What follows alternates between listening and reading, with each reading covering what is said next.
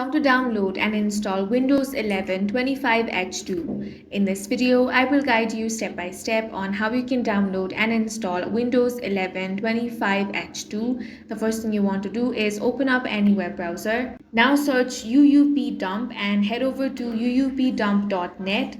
Once you get here, click on this Windows 11 drop-down and select 25H2. Once that is done, you want to click on the very first option. Now select the language from here, then click on Next.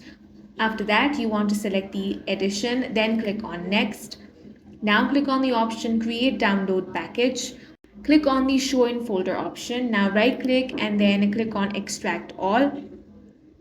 Select the location where you want it to be extracted. After that, you simply want to open that folder. Now right click on UUP Download Windows option and then click on Run as Administrator.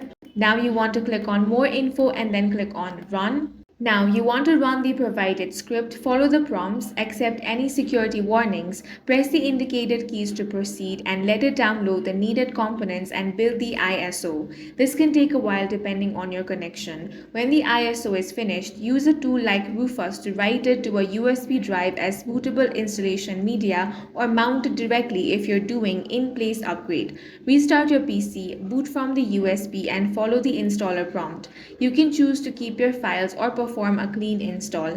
After setup completes, go to Settings, then System, then About to verify you're running version 25H2. Install any drivers, apply updates and activate if necessary. And that's all for this video. If you found it useful, make sure to hit the like button and subscribe for more videos like this.